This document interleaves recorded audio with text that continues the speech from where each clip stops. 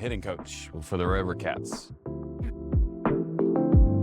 Just played 10 years professionally, 4 years in college, but 10 years professionally, and took a year, went to the University of Oklahoma as an assistant coach. And then I ran a baseball academy for 3 years. It set me up to get organized and help guys get recruited in that era. And then I just wanted to get back into pro ball and needed some time off. And fortunately, I had the opportunity to start with the Florida Marlins for 5 years with them in New Orleans in AAA. And then had the opportunity when it presented itself over here. This is my 8th year, I believe, over with the Giants, with the team that I played for.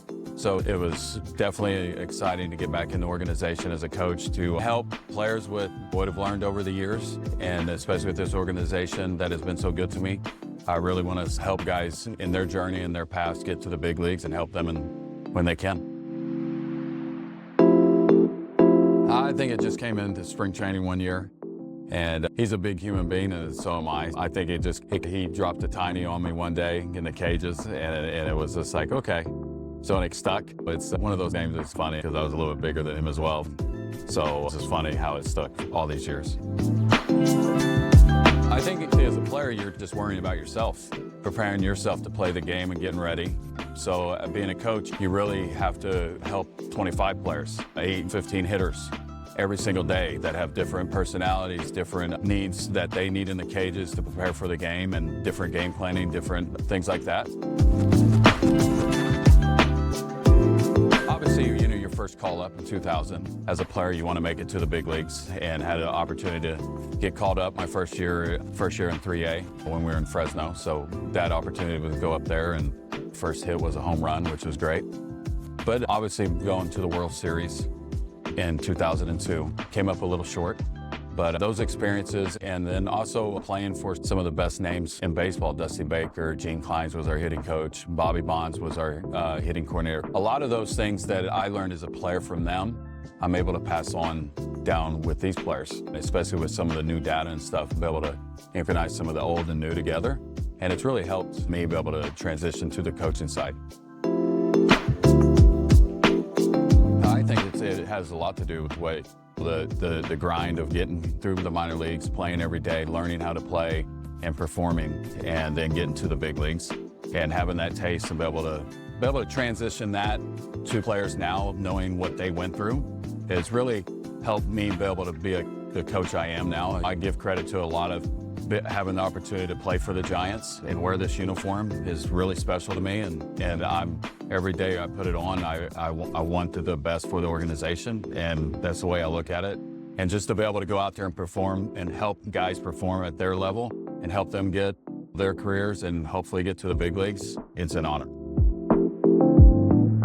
Every hitter's different. They're on a different journey, like everyone has their own journey in baseball, so we're just trying to help them along the way and get them to understand and just be for them. I think it's just being prepared, fortunate to play long enough and to be around a lot of good players, and I know what it's like to be in the box. So making those adjustments and being ready for those. A pitcher steps, we can game plan all we want in the cages, but once the game starts, they might have a different game plan, so we have to adjust in game. So just watching and just seeing how the game's flowing, and you pick up what they're doing. If a guy's throwing us nothing but off speed away, and the report says that he's nothing but fastballs for 2 weeks. So you just got to be ready for the change, and that's what baseball I love about the game, that it's ever flowing, and you're always out there. It's a chess match. But sometimes you're playing checkers, so you got to get sped up, and that's what we love about baseball, is that the game is great, and it's always evolving. There's a lot more information. We have the ability now to know what the pitcher has before we even see him.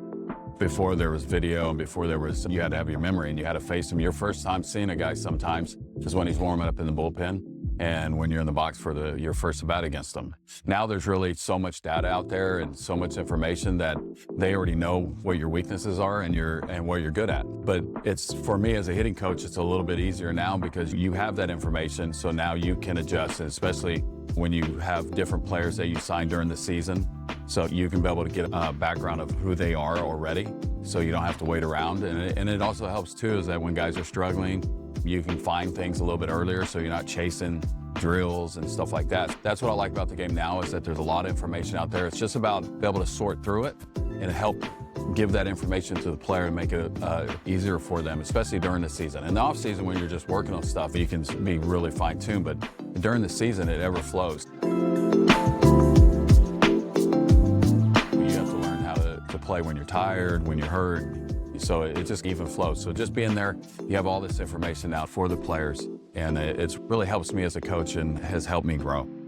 Baseball is in the game, they're still human beings. They still have families, some have their stuff off the field. So you have to be able to relate to them, because sometimes in the box, if they're struggling in the game, sometimes it's not on the field. It's that relationship having with the player so you know what they're going through.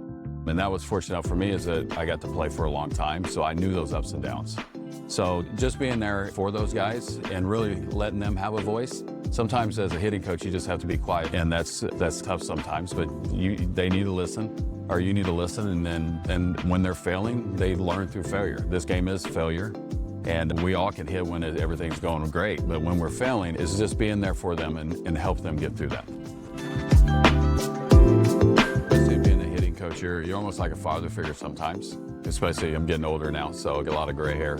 It's just being there for them. They're away from their families just like we're away from ours. Just being there to support and being a father figure for them and what they need, and just talking to them. Sometimes they just need to sit down and talk. Sometimes you just need to be quiet and let them go in there and hit it out. So there's multiple things, and just being there. And again, just being ready for them, what they need, and just help them. This level, you got guys that are 30 years old, and then you got prospects that are 21 years old. So just be able to relate to both. And sometimes it is difficult. You try to relate to a 20-year-old that all he has is himself and video games. And then you have a 30-year-old that's got pressures to support their family. So I think it's just knowing the variables and know when to help and how to guide them. The up and down is very difficult for players. It's a great thing, obviously, you're going up and you're trying to help the big league club, and then you're coming back down. It's just those little fluctuations. But once guys get used to it, and there's a reason you play 160 some games. If we were just playing a handful of games a week, it'd be different. But when you're playing this many games, the ups and downs, you just try to get back in the swing of things and get your timing back, and it just flows during the season. I was with the Giants for 8 years as a player. I think wearing that uniform really helped me. We've had a lot of coaches come up through the system that helped us as players. You had Jim Davenport, legends with the Giants, Bobby Bonds, Gene Klein, Dusty Baker was my manager. So there was a lot of baseball knowledge that helped us get to the big leagues. So I think just taking away how they respected the game and just watching them, how they went every day with the team, how they worked and how they prepared players, and always put guys in situations to succeed. And just having those opportunities to experience that as a player really helped transform into coaching a lot easier for me. I think being patient.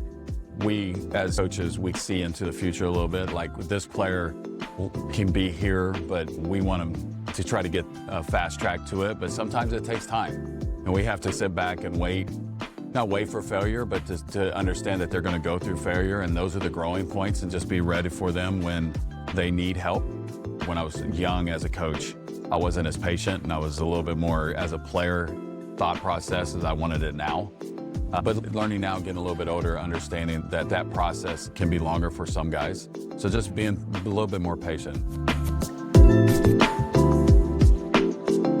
Being a part of quite a few championships, obviously in college, and then that one in 19 was very special because we had a lot of guys that were just up and downs, and then had a lot of double A guys that came up and that performed that year. But I think the main thing is in those championship teams, you always have that camaraderie that the players have and the coaching staff.